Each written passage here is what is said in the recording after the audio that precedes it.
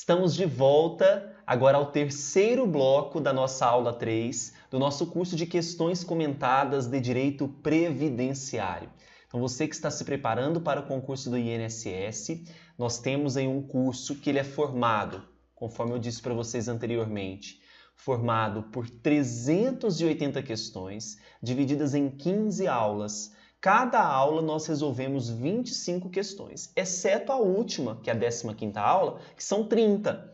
E cada aula é dividida em 5 blocos. Esse é o bloco 3 da aula 3. Vamos resolver as questões de número 61 a 65. Se você ainda não adquiriu o nosso curso, passe agora no site www.eleitoralcombruno.com.br, tá bom? Então vamos à questão 61. É correto afirmar sobre a Previdência Social, letra A, o desemprego voluntário é objeto de proteção do regime geral de previdência. E aí, certo ou errado? Errado, por quê? Na verdade, não é o desemprego voluntário que é objeto de proteção do regime geral de previdência. O que nós temos é o desemprego involuntário.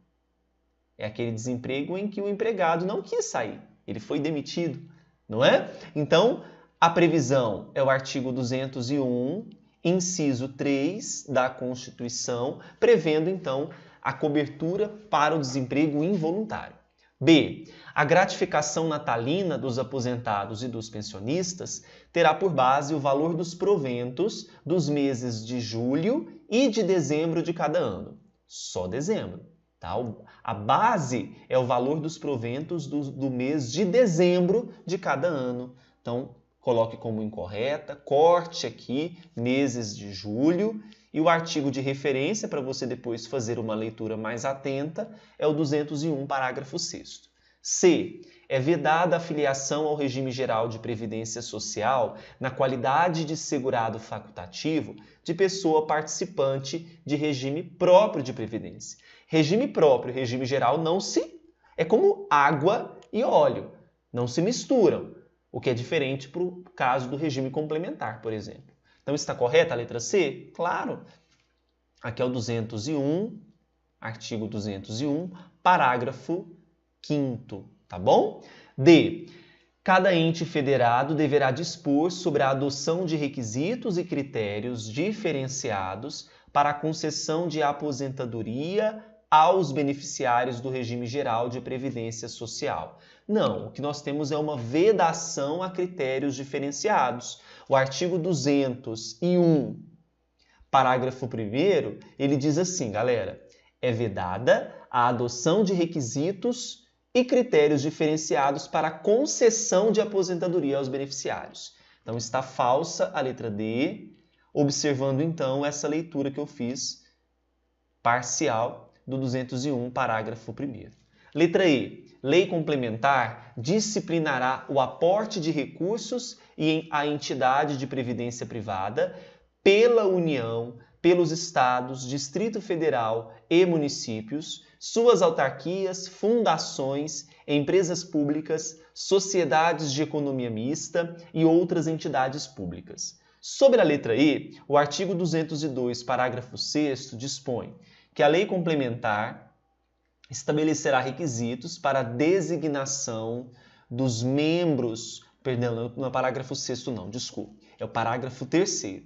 É vedado o aporte de recursos à entidade de previdência privada pela União, Estados, DF e municípios, suas autarquias, fundações, empresas públicas, sociedades de economia mista e outras entidades públicas, salvo, essa exceção é fundamental, salvo na qualidade de patrocinador, situação na qual, em hipótese alguma, sua contribuição normal poderá exceder a do segurado. Então, é vedado o aporte, mas é permitido na qualidade de patrocinador.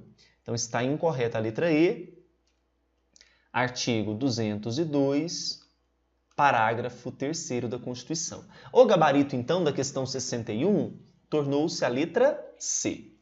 Questão 62. Ana, servidora aposentada por regime próprio, recebe 6.500 de aposentadoria. Bruno, portador de doença incapacitante devidamente comprovada por uma perícia médica, é pensionista da União e percebe um benefício de 10.000. Caio aposentou-se recentemente pelo regime geral e recebe o teto do salário de benefício. Com relação a essas situações hipotéticas e considerando que o teto do salário de benefício corresponda a 5.189, lembrando que essa questão é de 2016, nós temos sempre uma atualização nesses tetos. Empregado aposentado pelo regime geral. Caio deve, assim como os servidores públicos inativos, contribuir para o custeio da Seguridade Social. Quanto a essa informação, a Constituição, no artigo 195, inciso 2, diz assim. Artigo 195 diz o seguinte: a Seguridade Social, ela será financiada por toda a sociedade, de forma direta e indireta, nos termos da lei, mediante recursos provenientes dos orçamentos da União, dos estados, DF e municípios e das seguintes contribuições sociais. Aí nós vamos para o inciso 2. Do trabalhador e dos demais segurados da Previdência Social, não incidindo contribuição sobre aposentadoria e pensão concedidas pelo regime geral de Previdência. Então, Caio é servidor público inativo e ele é empregado aposentado pelo regime geral, ele não contribuirá para o custeio da Seguridade Social. Quanto ao regime próprio, ele poderia custear a Seguridade Social quando o salário-benefício superasse o limite máximo estabelecido para benefício do regime geral da Previdência Social, somente nessa hipótese. Mas no caso trazido pela questão 62, Caio não vai contribuir para a Seguridade Social, uma vez que ele é empregado aposentado pelo regime geral de Previdência e de acordo com o artigo 195 da Constituição, inciso 2, não vai incidir para os aposentados. Então, incorreta a questão 62.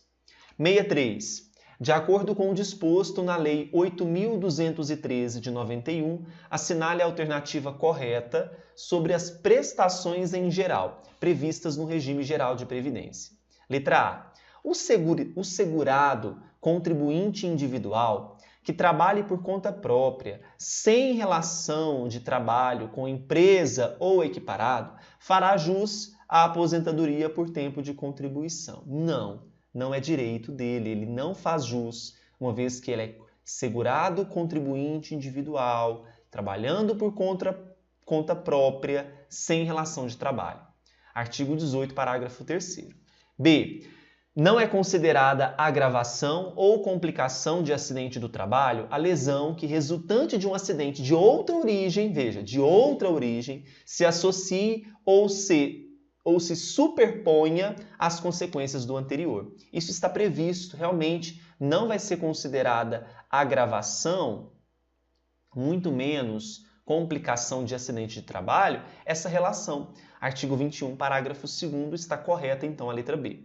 C. São consideradas como doença do trabalho tanto a doença degenerativa quanto a doença inerente ao grupo etário. Não, nenhuma dessas doenças citadas, tanto a degenerativa quanto a inerente a grupo etário, são consideradas doença do trabalho. Não são, tá? Artigo 21, parágrafo 1º. Letra D. A doença proveniente de contaminação acidental do empregado no exercício de sua atividade não é equiparada ao acidente de trabalho. Claro que é. Veja que eu estou falando de uma contaminação acidental do empregado na atividade. Então, é considerada, sim,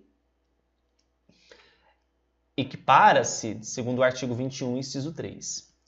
Tudo aqui da Lei 8.213, tá?